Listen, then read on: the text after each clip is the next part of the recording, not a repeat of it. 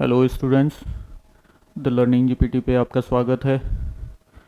तो अपने पिछली क्लास में अपन ने पढ़ा था हड़प्पन सिविलाइजेशन के जो है एक पहली क्लास ली थी, उसमें मोहनजोदारो के आर्किटेक्चर के बारे में पढ़ा था, उसके इकोनॉमिक एस्पेक्ट को कवर किया था, उसके सील्स के कैरेक्टरिस्टिक्स देखे थे, इन सब की बात की थी। इस क्लास के अंदर अपन आगे अपने चैप्टर को कंटिन्यू रखते हुए सोशल और इकोनॉमिक एस्पेक्ट को कवर करते हैं, हड़प्पन सिविलाइजेशन के जो पॉलिटिकल एस्पेक्ट को कवर करते हैं उसके बारे में बात करते हैं।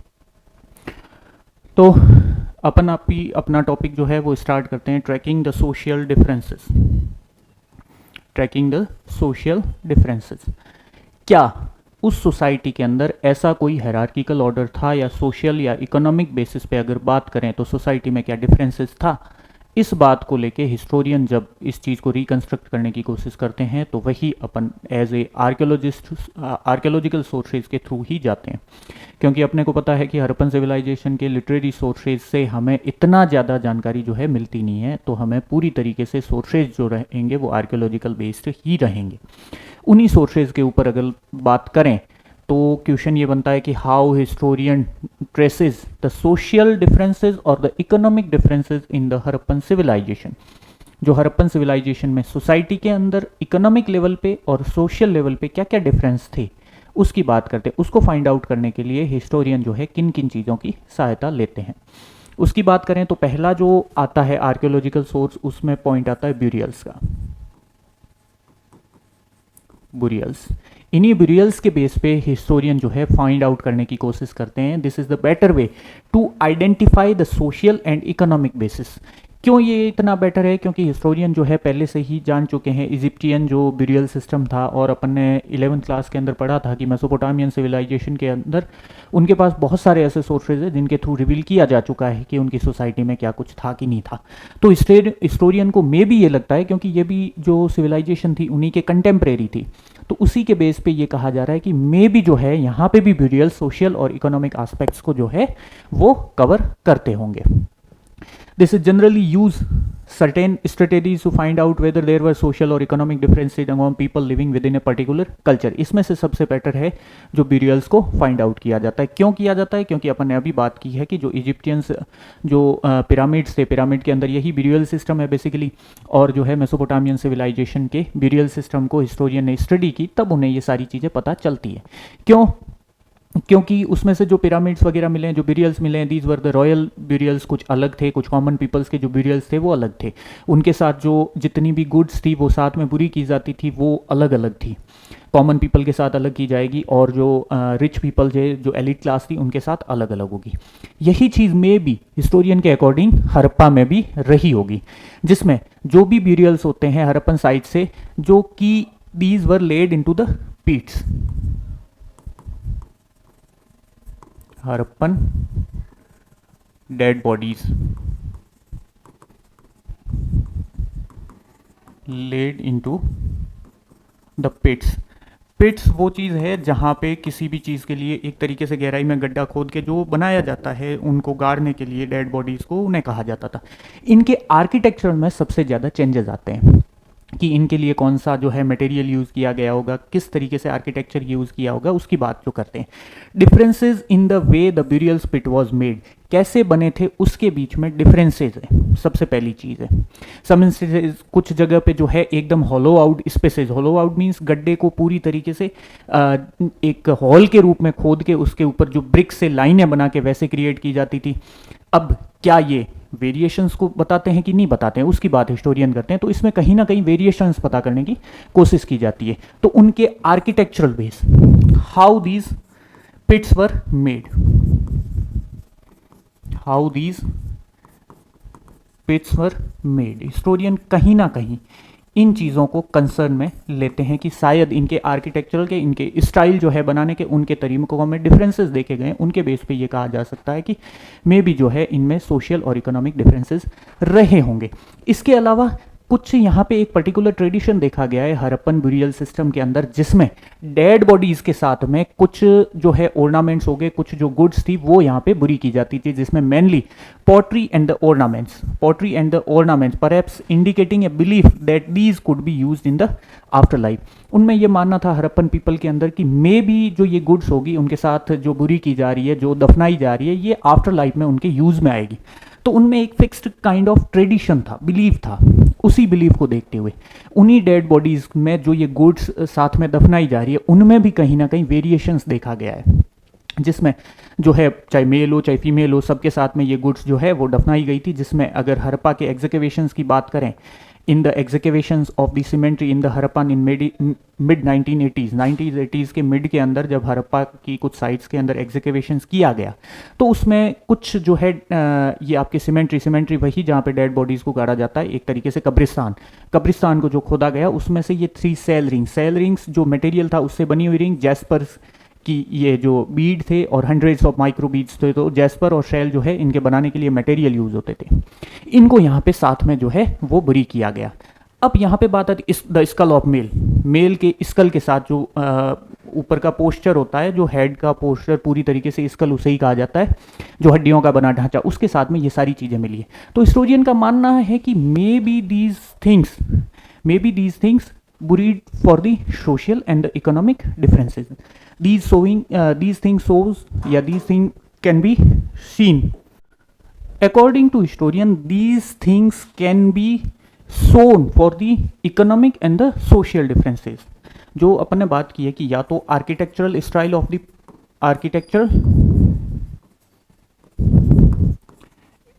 Of the burials, number 1 thing ये जो है अपने इकोनॉमिक और सोशल डिफरेंसेस को शो करेगी। दूसरी, इनमें जो भी गुड्स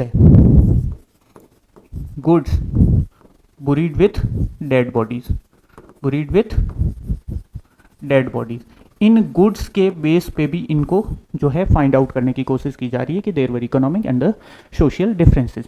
ये 2 चीज़ें जो है मेनली बुरियल्स में पता किया जा रहा है कि क्या उनके अंदर, क्या पीपल के अंदर कुछ जो अपन बात करते हैं कि differences on the basis of ये कहें कि कहीं भेदभाव, एक तरीके से एक कुछ ग्रुप जो है अपर ग्रुप था, कुछ लोअर ग्रुप था, उसके बारे में डिसीजन लेने के लिए इन जो है पहली चीज़ का पता किया जा रहा है बुरियल से। ठीक है। अब दूसरी जो चीज़ इसके अंदर साथ आती है मेनली, वो आती है luxurious item, looking for the luxuries. How looking for the luxuries was the important to identify the social and the economic differences. कैसे ये है लग्जरीज आइटम जो है कहीं ना कहीं सोशल और इकोनॉमिक डिफरेंसेस को पता करते हैं। आप अच्छे से जानते हो कि जो सोसाइटी के अंदर है, लग्जरियस आइटम वही खरीद सकता है जो कि रिच है, जो कि एलिट है, ये अपन जानते ही हैं। तो जितने भी आर्टिफैक्ट्स होते हैं, आर्टिफैक्ट्स को हमेशा 2 चीज़ों के अंदर डिवाइड किया जाता है। सबसे पहला होता है ऑर्डिनरी आइटम, और सेकेंडरी जो होता है वो होता है आपके लग्जरी आइटम। सोसाइटी के अंदर यही आइटम निकलते हैं। अब आर्कियोलॉजिकल बेसिस पे ये कैसे पता किया जाएगा कि ये ऑर्डिनरी है या लग्जरी है? जब सारी जगह से एक ही चीज़ जो है पर्टिकुलर अपने को मिल जाती है, जो ऑब्जेक्ट्स अपने को लगभग वहाँ पे मिल जाता है, या उसका जो भी मटेरियल है, जो मटेरियल उसको बनाने में यूज़ किया जाता है, उसके लिए जो रॉ मटेरियल यूज़ लिया जाता है, वो अगर आसपास के एरियाज से मिल रहा है, it means this is a ordinary good. And जो वस्तु या जो गुड्स जिसका मटेरियल वहाँ से इजीली अवेलेबल नहीं है, मटेरियल कहीं दूर से जो है वो प्रोकर किया जा रहा है, और उसे बनाने के लिए एक बहुत ज़्यादा रेयर प्रोसेस से या एक्सट्रीम हार्ड प्रोसेस से जो है जाना पड़ रहा है, तो वो लग्जरी आइटम में इंक्लूड की जाती है।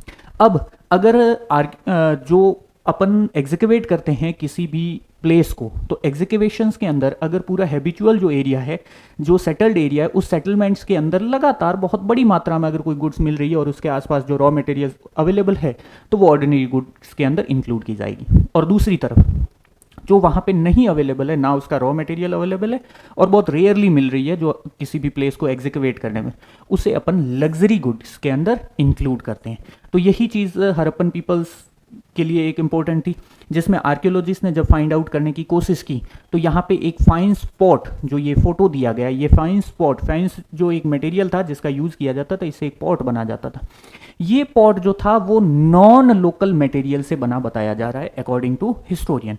जब नॉन लोकल उस मटेरियल से बना है तो इसका मतलब ये लग्जरी आइटम होगा और कहीं बाहर से जो है वो मंगवाया गया होगा, कहीं बाहर से जो है वो मंगवाया गया होगा। इसकी बात करते हैं तो लग्जरियस आइटम अगर कहीं मिल रहे हैं, किसी हाउस से मिल रहे हैं, कुछ जो है अलग अलग आइटम की मात्रा अगर ज़्यादा है तो उसके बेस पे ये कहा जाएगा कि where the social and the economic differences in the society, there were economic and the social differences in the society. इसी चीज़ की आगे बात करते हैं कि उन सोर्सेज का क्या या उन थिंग्स का क्या जो किसी अदर रॉ मटेरियल जो वहाँ पे अवेलेबल नहीं है फिर भी वहाँ पे बहुत ज़्यादा कॉमनली मिल रही है, उनका क्या। क्या हम उसे वापस यूटिलिटेरियन कह सकते हैं? यूटिलिटेरियन मीन्स रोजमर्रा की जो उपयोगितावादी है उसे कहें कि लग्जरियस कहें, ठीक है। तो इसके बारे में हरप्पन जो है हिस्टोरियन जो है श्योर नहीं है, उसके बारे में हरप्पन हिस्टोरियन कुछ भी कहने से बचते हैं, इसकी बात जो है की जाती है। अभी study the distribution of such artifact, we find that more objects made of valuable material are generally concentrated in large settlement like Mohenjo-daro and the Harappa. अब जब भी अपन स्टडी करते हैं, जब भी इन प्लेसेस की जो भी आर्टिफैक्ट्स का डिस्ट्रीब्यूशन है, जो भी आर्टिफैक्ट्स अपन फाइंड आउट कर रहे हैं, उन आर्टिफैक्ट्स के बारे में जब जानने की कोशिश की जाती है तो ज़्यादातर ये जो लग्जरियस आइटम थे ये मेनली जो बड़े सेटलमेंट्स थे, जो लार्ज सेटलमेंट्स है जैसे हरप्पा और मोहनजोदारो, वहीं पे मिल रहे हैं। बाकी जगह पे जो कुछ छोटे छोटे प्लेसेज है जिसमें कालीबंगा का आपके नाम लिखा गया या अदर जो भी छोटे प्लेसेज है, छोटे एरियाज के अंदर डेवलप हुए थे, उनमें ऐसे कुछ भी चीज़ें जो है वो नहीं पाई गई है, ठीक है। अब इसका एक एग्जांपल लास्ट के अंदर दिया गया है, गोल्ड टू वाज रेयर, जो गोल्ड से बनी कुछ चीज़ें थी, चाहे ऑर्नामेंट हो चाहे कुछ, तो गोल्ड के जो एविडेंसेस थे वो यहाँ पे रेयरली मिले हैं, तो ये रेयर आइटम के अंदर इंक्लूड किया जाता था। ये थोड़ा रिचनेस को जो है वो यहाँ पे एक्सप्लेन कर रहा है। तो अभी आप समझ गए होंगे कि which were the main things which explain about the social and the economic differences. कौन कौन सी दो चीज़ें हैं जो इकोनॉमिक और सोशल डिफरेंसेस को जो है एक्सप्लेन कर ली? Economic differences in the society, in the Harappan society, जिसके अंदर पहली चीज़ बुरियल्स एक्सप्लेन कर रही है इसके बारे में, बुरियल्स का आर्किटेक्चर जो है कैसे था और उनके साथ क्या क्या गुड्स जो है वो बुरी की जा रही है। दूसरी चीज़ जो थी वो थी लग्जरियस आइटम, लग्जरियस आइटम, उसी के बेस पे ये बात की जा रही है, लग्जरियस जो गुड्स थे उसी के बेस पे बात की जा रही है कि इनमें मेनली जो था वो सोशल डिफरेंसेस था कि नहीं था।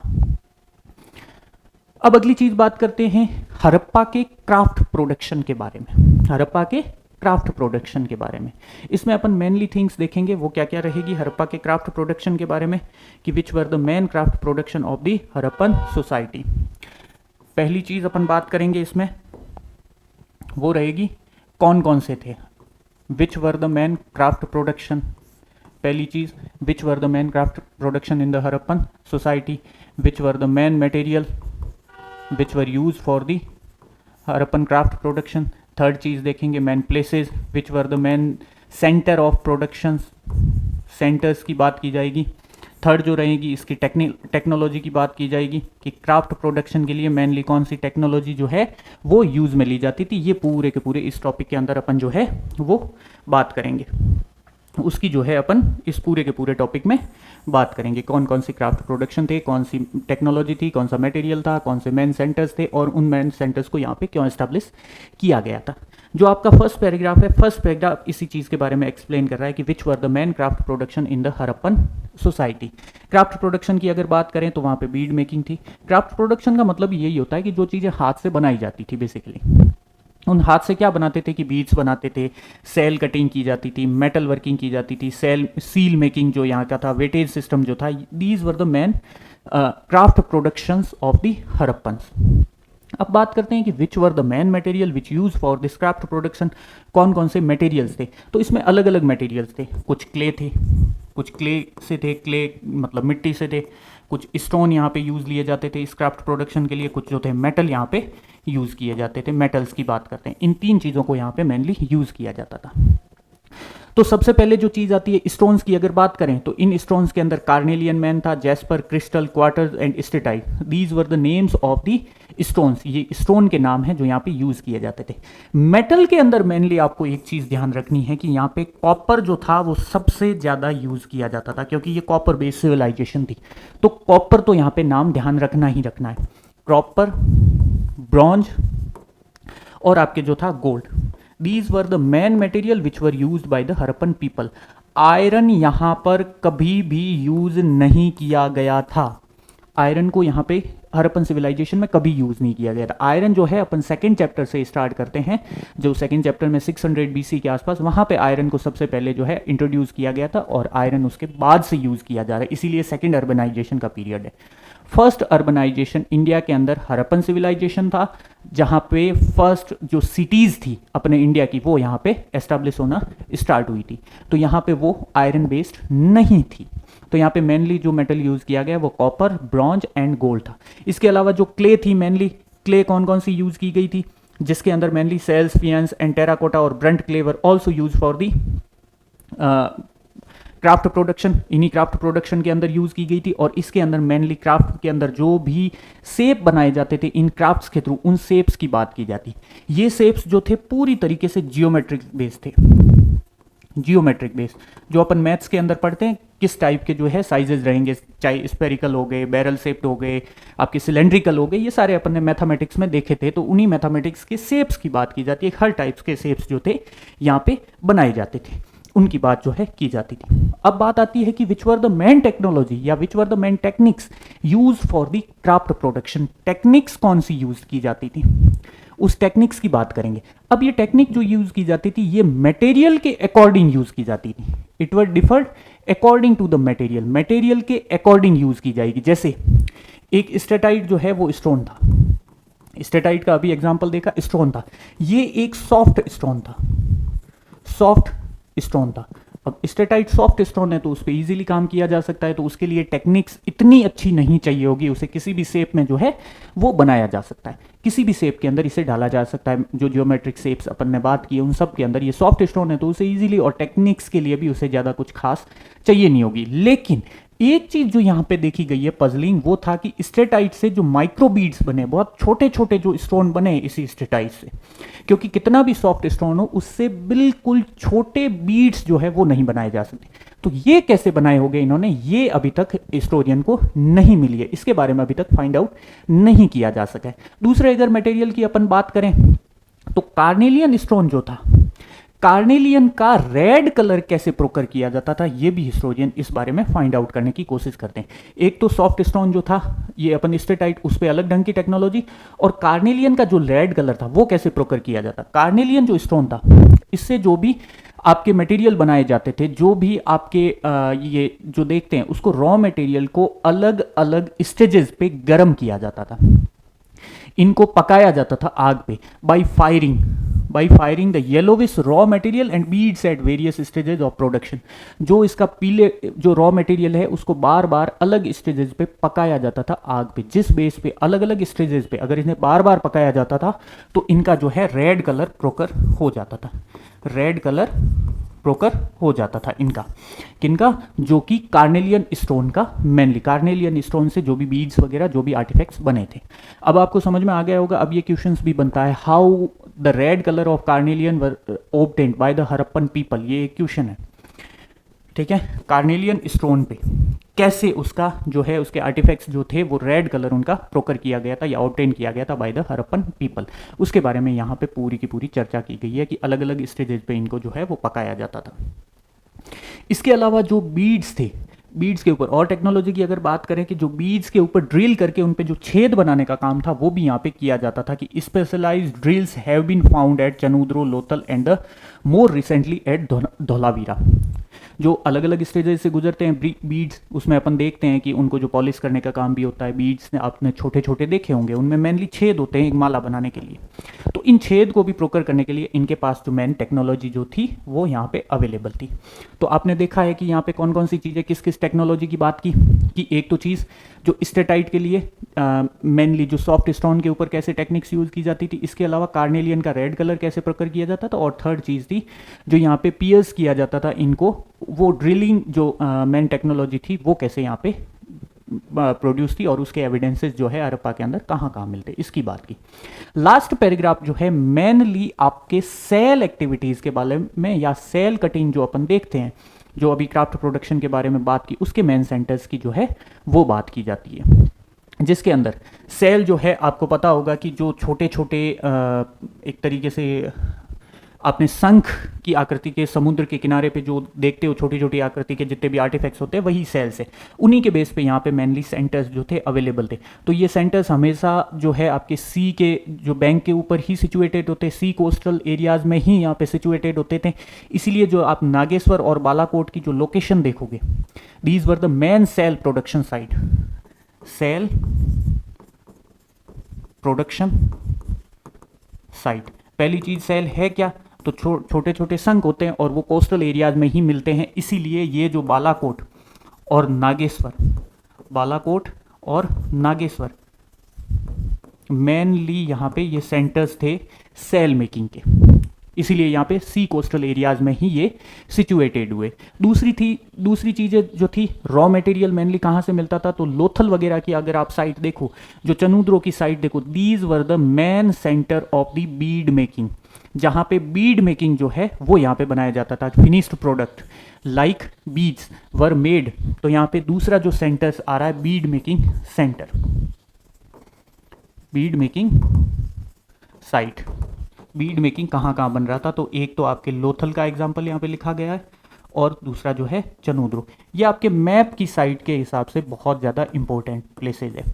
जो बालाकोट और नागेश्वर सेल प्रोडक्शन साइट्स थे और bead making sites mainly Lothal और चनूद्रो थे।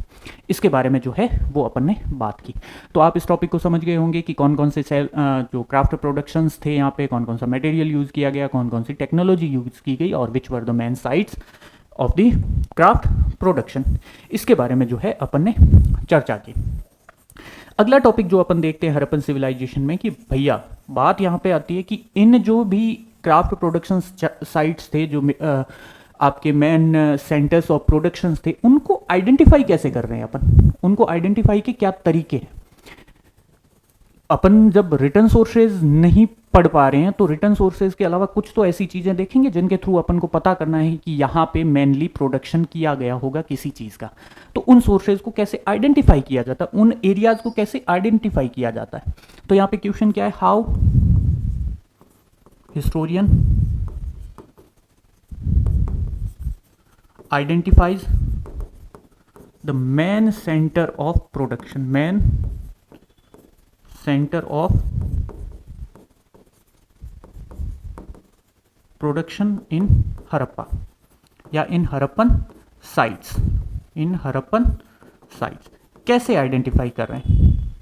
जो हिस्टोरियन है वो इनको आइडेंटिफाई करने के तरीके क्या है, तो यहाँ पे दो तरीके जो है मेनली फॉलो किए जाते हैं इनके द्वारा, हिस्टोरियन के द्वारा, इन मेन प्रोडक्शन सेंटर्स को जो है आइडेंटिफाई करने के लिए। वो क्या है, पहला रॉ मटेरियल, क्या जो भी चीज़ वहाँ पे बनी जा रही है, जो भी आर्टिफैक्ट्स जो है वो अपने को मिले हैं, उसका रॉ मटेरियल वहाँ इजीली अवेलेबल है कि नहीं है। पहली चीज़ ये देखी जाएगी। आप ज्योग्राफी के अंदर पढ़ते हो कि सबसे पहले जो इंडस्ट्रीज़ है वो एस्टेब्लिश कहाँ होगी, जहाँ पे रॉ मटेरियल जो है इजीली अवेलेबल हो। तो यहाँ पे भी ये पता किया जाएगा कि क्या रॉ मटेरियल यहाँ इजीली अवेलेबल था कि नहीं था। जो एक क्वांटिटी, जो एक लार्ज क्वांटिटी के अंदर जो भी आर्टिफैक्ट्स मिल रहे हैं उनको बनाने के लिए यहाँ रॉ मटेरियल इजीली अवेलेबल था। सेकंड चीज़, जो वेस्टेज था, वेस्टेज की मेनली बात करते हैं कि जो वेस्टेज जितना भी मटेरियल था उसके ऊपर बात करते हैं, वेस्ट मटेरियल। वेस्ट मटेरियल के बेस पे भी ये फाइंड आउट पता किया जाता है कि वहाँ पे क्या कोई प्रोडक्शन साइट थी। आपने देखा होगा कि जो भी इंडस्ट्री जहाँ पे एस्टैब्लिश है उससे निकलने वाला जो वेस्टेज होता है उसी फैक्ट्री के आसपास या उसी मेन सेंटर के आसपास ही फेंक दिया जाता है, जो अनयूज्ड है, जिसको आगे यूज नहीं कर सकते अपन। अगर कोई बड़ा टुकड़ा है, अगर किसी स्टोन का बड़ा टुकड़ा होगा, अगर उसे छोटे लेवल पे काट के यूज कर सकते हैं तो कर लेंगे, वरना उसे फेंक देंगे। तो ये दो तरीके हैं, इन दो तरीकों के बेस पे हिस्टोरियन जो है आइडेंटिफाई करेंगे मेन सेंटर्स ऑफ प्रोडक्शन। जिसमें क्या था, in order to identify centres of craft production, archaeologist usually look for the following: raw material, जो कि पहला है, जो कि उसके लिए चाहे स्टोन यूज़ किया जाता हो, चाहे आपके क्ले यूज़ की जाती हो, चाहे यहाँ पे कोई मेटल यूज़ किया जाता हो, वो वहाँ पे अवेलेबल है कि नहीं है। दूसरा सबसे बेटर वे है, it was the better way. Waste is the one of the best indicator of craft work. Waste जो है it is best way to identify the craft work. How, ये भी एक क्वेश्चन बन रहा है यहाँ पे। Wastage is the better way to identify the main production centres. How, तो यहाँ पे वेस्टेज कैसे हैं कि किसी भी, जब कोई चीज़ रॉ मटेरियल यूज़ किया जाता है किसी भी चीज़ को बनाने के लिए, तो उन रॉ मटेरियल को बाद में जो पीछे बच गई चीज़ है, these were discarded in the nearer place of that sites, nearer place of that production centre. उसी को यहाँ पे बात की जाती है कि जो भी लार्जर वेस्ट पीसेज होंगे वो स्मॉलर ऑब्जेक्ट्स को बनाने में यूज़ लिए जाएंगे, बट जो मिनिस्कल होंगे जो आगे यूज़ नहीं किया जा सके, उन्हीं को वहाँ पे नियरर प्लेस में फेंक देंगे। और यही मोहनजोदारो और हड़प्पा के साथ, या यहाँ पे जितने भी सेंटर्स मिले उनके साथ भी किया गया, तो उनको आइडेंटिफाई इजीली जो है किया जा सकता है इन मैन बेसिस के अंदर। अगला जो टॉपिक है वो बात करता है स्ट्रेटेजीज फॉर प्रोकरिंग मटेरियल। जो अपन बार बार बात करते हुए आ रहे हैं कि जितना भी मैटर देखा है अपन ने, जो हड़प्पन सिविलाइजेशन के अंदर मैन जो है डिफरेंट मटेरियल है वो यूज़ किया जाता था, उसकी बात की है। अब बात ये आती है कि how they procured these material. Procured means जो है ये मटेरियल कैसे यहाँ पे प्रोडक्शन साइट्स के ऊपर मेनली लेके आते थे। बात वही है, प्रोडक्शन साइट्स के लिए मेनली जो रॉ मटेरियल था उनका यूज़ वो कैसे क्या करते थे, उनकी बात करते हैं। अब बात ये है कि भैया कुछ जो रॉ मटेरियल था इसी एरिया से पर्टिकुलर मिल जाता था, इसी एरिया से पर्टिकुलरली जो है वो मिल जाता था। कुछ जो रॉ मटेरियल था वो कहीं बाहर से मंगवाया जाता था, और इन्हें बाहर से मंगवाने के लिए ट्रांसपोर्टेशन की ज़रूरत होती थी। और मेनली ट्रांसपोर्टेशन जो था वो अपन हमेशा देखते हैं कि एंशिएंट टाइम में ट्रांसपोर्टेशन सिर्फ दो ही चीज़ों पे बेस्ड था। एक तो लैंड रूट्स पे हमेशा मेनली जो है एनिमल्स वगैरह का सबसे ज़्यादा यूज़ किया जाता था, और दूसरा था रिवराइन और sea routes, riverine and sea routes. इन्हीं के जरिए यहाँ पे हड़प्पा के अंदर ये मटेरियल ट्रांसपोर्टेशन के जरिए लेके आ रहे थे, उसी की जो है बात की जा रही थी। इसलिए कोस्टल एरियाज जो है यहाँ पे डेवलप किए गए थे। यहाँ पे इंडस और उसकी जो मेनली ट्रिब्यूटरीज रिवर थी तो वो भी ट्रांसपोर्टेशन अवेलेबल करवाती थी। और कोस्टल एरियाज भी अपने इंडिया के अंदर अगर देखें आप, मैप ध्यान से देखोगे तो पाकिस्तान और अफगानिस्तान के जो नीचे का एरिया है बिल्कुल सदर्न पोर्शन है, और अपने इंडिया का जो वेस्टर्न कोस्ट है वो यहाँ पे आप देखते हो कि यहाँ पे मिलता हुआ दिखता है। तो these provides the sea routes for the transportation, उसकी बात है जो वो यहाँ पे करते हैं। अब बात ये आती है कि भैया मटेरियल कैसे लाया यहाँ पे। बात यही आ रही है कि material, how they procured the material from the sub continent and beyond the sub continent, from the sub continent and the beyond sub continent. How they procured material, how they procured the material for the production. अगर इसमें अपन mainly बात करें तो there are two ways for the procured the material. दो way यहाँ पे जो थे मटेरियल प्रोकर्ड करने के लिए थे। कौन कौन से? पहला, they established centre near the raw material, near the availability of the raw material. जहाँ से रॉ मटेरियल उनको इजीली मिल जाए उन्हीं रॉ मटेरियल के पास में अपनी जो है वो साइट्स एस्टेब्लिश कर लो। जिसमें अपन ने पिछले में देखा था नागेश्वर और Balakot, which were situated on the coastal area, जहाँ पे सेल्स इजीली मिल जाते थे, इसलिए सेल्स जो है सेल मेकिंग के क्राफ्ट प्रोडक्शन वहाँ पे सिचुएटेड। यही चीज़ थी material for craft production in various ways. कौन से? They established settlement such as Nageshwar and Balakot where cells was available. It means they established centers near the raw material. दूसरी चीज आप देखते हो कि जो अफगानिस्तान एरिया था, it was the better, it was provided the lapis lazuli. Lapis lazuli के बारे में अपन ने 11th क्लास में भी पढ़ा था मेसोपोटामियन चैप्टर के अंदर, जो कि लापिस लाजुली एक ब्लू स्टोन हुआ करता था जो कि ब्यूटिफिकेशन के लिए काम में आता था, जो कि मैन आर्किटेक्चर के लिए काम में आता था। तो यहाँ पे सोर्तुगई जो था मैन यहाँ पे प्रोडक्शन सेंटर था, man availability of the area थी लापिस लाजुली की, जो कि यहाँ पे अवेलेबल होता था। दूसरी चीज़ लोथल का यहाँ पे एग्जाम्पल आया। अलग अलग साइट आई है। सोर्तु गई से लापिस लाजुली मिलता था, लोथल से आपको कार्नेलियन मिल जाता था।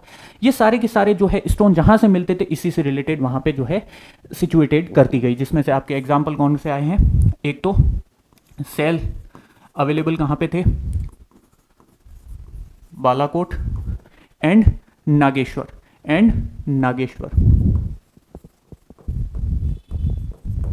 सेकंड जो था आपके कार्नेलियन कहाँ से मिल रहा था, लोथल से क्या मिल रहा था, कार्नेलियन। और थर्ड जो था लापिस लाजुली, जो कि सोर्तुगई से मिल रहा था, लापिस लाजुली, सोर्तुगई से लापिस लाजुली। ये यहाँ पे मेनली जो है मटेरियल प्रोकर किया जा रहा था, इन्हीं के नियर में सेंटर जो है एस्टैब्लिश किए जा रहे। दूसरा जो मेन वे था टू सेंड एक्सपेडिशंस,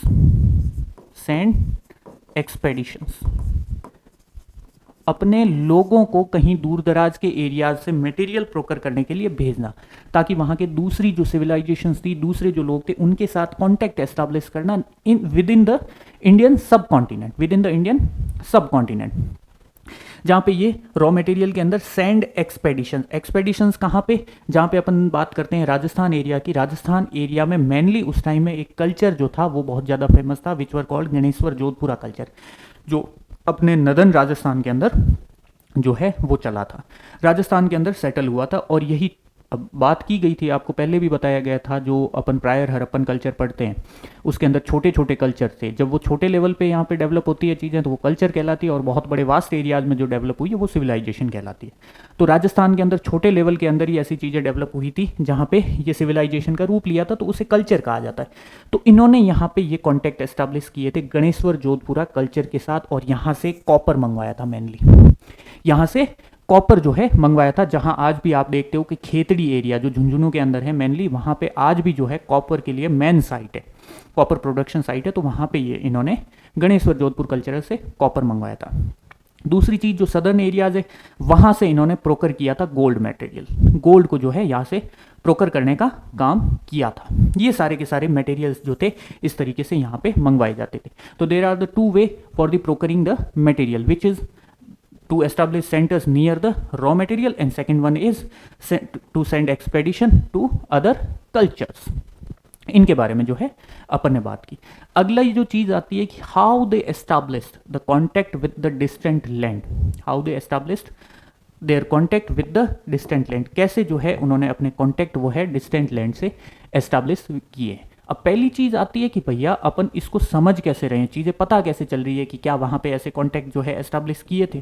तो अब यहाँ पे पहले एक बार मैप पे पहुंचे, मैप को आपको सिचुएशन लोकेट करनी है कहाँ क्या था। सबसे पहले इस एरिया का ध्यान में रखो, ये जो एरिया था ये अपनी हड़प्पन सिविलाइजेशन थी। ये एरिया जो है मेनली जो अभी ओमान का जिक्र करेंगे वो ये एरिया है, एक आपके जो बहरीन का जिक्र करेंगे वो ये एरिया है, और अपन ने मेसोपोटामिया जो 11th में सिविलाइजेशन पढ़ी थी ये मेसोपोटामियन सिविलाइजेशन का एरिया है। इन चारों के बीच में अपन पहले कॉन्टैक्ट एस्टैब्लिश करेंगे। इन्हीं चारों को समझते हुए अपन समझेंगे कि वहाँ पे जो है दूर दराज के एरिया से जो डिस्टेंट लैंड कही जा रही है उनके साथ अपने कॉन्टैक्ट थे। अब उनके कॉन्टैक्ट को कैसे यहाँ पे जाहिर किया जा रहा है, कैसे रिवील किया जा रहा है, तो सबसे पहले क्या चीज़ थी, जो अपन ये ओमान देखते हैं, ये जो मगन एरिया लिखा है ये इसका पुराना नाम था, ये अभी बात करेंगे इसकी मगन और दिलमुन की भी। तो यहाँ पे पहले जो ये ओमान रीजन था, इस ओमान के अंदर जो भी अपन देखते हैं मेनली जो कॉपर प्लेट्स वगैरह या कॉपर के बने आर्टिफैक्ट्स जो हैं, यहाँ के कॉपर आर्टिफैक्ट्स के साथ मेल खाते हैं कहीं ना कहीं। हड़प्पा के कॉपर आर्टिफैक्ट्स और जो ओमान के कॉपर आर्टिफैक्ट्स से उन दोनों में निकल के ट्रेसेस जो है वो मिले हैं। ओमानियन एंड हड़प्पन कॉपर आर्टिफैक्ट्स, इनमें क्या सिमिलैरिटी है, सिमिलैरिटी क्या है, सिमिलैरिटी फाउंड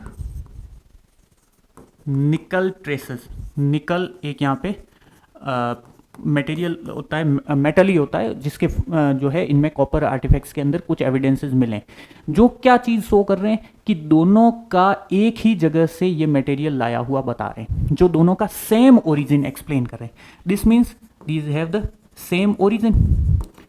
भाई दोनों जगह एक ही चीज़ मिल रही है, इसका मतलब सेम ओरिजिन है। सेम ओरिजिन है तो कहीं ना कहीं इनके साथ कांटेक्ट हुआ है, तभी यहाँ पे एक चीज़ जो है एक ही जगह से दोनों जगह पहुंची है। ठीक है, ये कॉपर जो है वो यहाँ पे निकला है। दूसरी चीज, ए डिस्टिंक्टिव टाइप ऑफ वेसल, जो ये वेसल देख रहे हो आप, Harappan jar found in Oman, ये हरप्पन जार जो था जिसके ऊपर ब्लैक लेयर कोटेड थी, जो कि आपके किस लिए थी, ताकि यहाँ पे लिक्विड जो है इससे लीक ना हो जाए। जो ये किया गया था ये यहाँ पे ओमान से मिला है। Harappan jar, Harappan jar found from the Oman, found from the Oman. तो इन दोनों आर्टिफैक्ट्स के बेस पे ये पता किया जा रहा था कि ओमान के साथ अपने रिलेशंस थे। ओमान जो था इस रीजन के साथ, जो कि अरेबियन पेनिनसुला में है, ये वाला एरिया जो है अरेबियन पेनिनसुला कहलाता है। तो अरेबियन पेनिनसुला के अंदर जो सिचुएटेड है ओमान, उसके साथ अपने कॉन्टेक्ट थे। इन दोनों आर्टिफैक्ट्स के बेस पे जो है अपन कह सकते हैं। उसके बाद बात करते हैं मेसोपोटामियन टेक्स्ट की। मेसोपोटामिया के अंदर आप जानते हो कि जो उनकी स्क्रिप्ट थी, जो उनकी लैंग्वेज थी, वो हिस्टोरियन ने डेसिफर कर ली है। केवल और केवल हरप्पन स्क्रिप्ट जो थी वो डेसिफर नहीं की जा सकी। तो मेसोपोटामियन स्क्रिप्ट के अंदर अपन यहाँ पे इन तीनों रीजन के बारे में जो है वो जिक्र कहीं ना कहीं यहाँ पे लिखा गया है। कुछ कॉपर प्लेट्स भी थी, कुछ जो भी यहाँ पे टैबलेट्स से रिटर्न टैबलेट्स, उनके अंदर अपन जो है वो पढ़ते हैं। अब यहाँ पे मेसोपोटामिया के अंदर ये चीज लिख रहे हैं कि copper was came from the Magan, copper was came from the Magan. Magan area basically Oman के लिए ये नाम यूज किया गया मेसोपोटामिया के टेक्स्ट के अंदर। तो अपन क्या पढ़ते हैं, ये एक बार क्लीन कर लेते हैं। मगन एरिया या मगन name used for the Oman region in the Mesopotamian text, in the Mesopotamian text। तो मेसोपोटामियन टेक्स्ट के अंदर पहली चीज ये लिखी गई है कि जो मेन रीजन था वहां से मेनली जो है अपना ये मंगवाया जाता था कॉपर। ये अपना हरप्पा रीजन था, अभी बात की। जो यहाँ पे इस रीजन के अंदर मेसोपोटामिया जो रीजन था, इसके अंदर कॉपर मेनली कहाँ से मंगवाया जाता है, coming from the reason called मगन, परेप्स a name from the Oman. अब यहाँ पे ये चीज़ आपको पता चल गई कि पूरी तरीके से यहाँ पे ओमान रीजन के साथ अपने कॉन्टेक्ट जो थे वो थे। इसी के अंदर भी जो निकल के अपन ट्रेसेस देखते हैं, तो इसका मतलब ओरिजिन अपने को सेम मिला, ओमान से ही, ओमान से ही पूरी तरीके से जो है अपने को मिल दिया। दूसरी तरफ ये चीज़ कहते हैं कि जो आर्कियोलॉजिकल फाइंड है, आर्कियोलॉजिकल फाइंड मीन्स जो भी आर्टिफैक्ट्स है, जो भी गुड्स है, अपने को लॉन्ग डिस्टेंस कॉन्टेक्ट जो है वो भी यहाँ पे बताती है, जिसमें हरप्पन सील्स जो है, वेटेज है, डाइस है, बीड्स है, इन सब का अलग अलग जगह से मिलना भी इनके कॉन्टेक्ट को जो है वो एस्टेब्लिश करता है। इसके अलावा यहाँ पे चीज बहुत इंपॉर्टेंट है कि मेसोपोटामियन टेक्स्ट है वो मेंशन कर रहे हैं तीन नाम को। एक दिलमुन नाम मेंशन कर रहा है, एक मगन नाम मेंशन कर रहा है, और एक मेलुआ। इसमें ये देखो, ये मेलुआ रीजन नाम यहाँ पे लिखा है, ये मगन नाम यहाँ पे लिखा है, ये दिलमुन नाम यहाँ पे लिखा है। इस टेक्स्ट के अंदर, मेसोपोटामिया के अंदर टेक्स्ट के, मेसोपोटामिया में जो भी यहाँ पे ट्रेड कॉन्टेक्ट्स की बात की गई है टेक्स्ट के अंदर, उसमें ये जिक्र किया गया। There was a mention of 3 names, Meluhha, Magan and Dilmun. Meluhha name used for the Harappan civilisation, बहुत इंपॉर्टेंट है, which were the main term used for the Harappa in the Mesopotamian text. Harappa के लिए कौन सा नाम यूज किया गया मेसोपोटामियन टेक्स्ट में, तो वो मेलुआ था। दूसरी बात करते ओमान के लिए क्या नाम यूज लिया, मगन। और ये जो दिलमुन नाम है ये बहरीन के लिए नाम यूज किया गया। किसके लिए, बहरीन के लिए। तो मेसोपोटामियन टेक्स्ट के अंदर 3 नाम यहाँ पे जो है यूज किए गए। Mesopotamian text mentions 3 names which is Meluha, Magan and Dilmun. Meluha for the Harappa, Magan for the Oman and Dilmun for the Bahrain.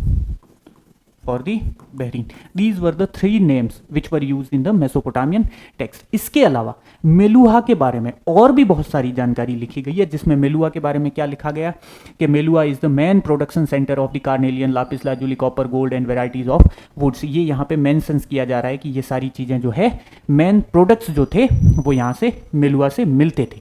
तो मेलुहा बहुत अच्छा सेंटर था। और उसके बाद एक मेसोपोटामियन मिथ है, मेसोपोटामियन माइथोलॉजिकल स्टोरी है, उसी के अंदर एक लाइन लिखी जा रही है कि may your bird be the haja bird, और ये लाइन मेलुहा से रिलेटेड थी, मतलब हड़प्पा से रिलेटेड थी, जिसमें ये लाइन लिखी गई है कि may your bird be the haja bird, कि आपका जो है बर्ड हमेशा हाजा बर्ड रहे और इसकी आवाज़ जो है रॉयल पैलेस के अंदर गूंजती रहे, may its call be heard in the royal palace.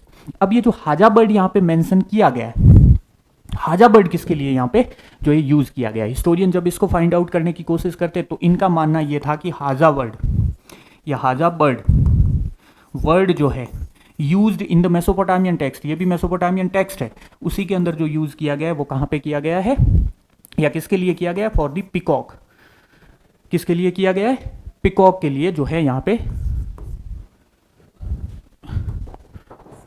Peacock के लिए आपके वर्ड मेनली यूज किया गया है, पिकॉक के लिए मेनली जो है हाजा बर्ड आपके यहाँ पे मेंशन किया गया है। इसके अलावा जो यहाँ पे इन एरियाज के साथ कम्युनिकेशन जो था वो एस्टेब्लिश करने के लिए सी रूट जो था मेन था, ये जो अरेबियन सी से अपन देख रहे हैं ये तीनों को यहाँ पे जोड़ता था, यहीं इसी मेसोपोटामियन रीजन को, यहाँ से दिलमुन को, यहाँ से ध्यान से देखो आप कि कैसे इनके साथ जो है कॉन्टेक्ट एस्टेब्लिश किया जा रहा था। इनको जोड़ने के लिए ये सी रूट्स जो मैन था मेलुआ के साथ, ये सी रूट्स के साथ कनेक्टेड थे तीनों एरिया, ये यहाँ, ये इस तरफ, और ये अपन जो है मगन के साथ कॉन्टेक्ट जो है एस्टेब्लिश था, इनके साथ पूरी तरीके से पर्टिकुलर सी रूट्स के साथ था। इसीलिए यहाँ पे मेसोपोटामियन टेक्स्ट में जो मेलुआ को वो है रेफर किया गया है lands of the seafarer, land of the seafarer, land of the seafarers, जो समुद्र के अंदर पूरी तरीके से लाइक बिना किसी डर के रोक टोक के जो घूमते थे उनको कहा जाता है सी फेयरर्स, मतलब एक तरीके से चमत्कारिक जो यात्री कह लो आप तरीके से, ठीक है।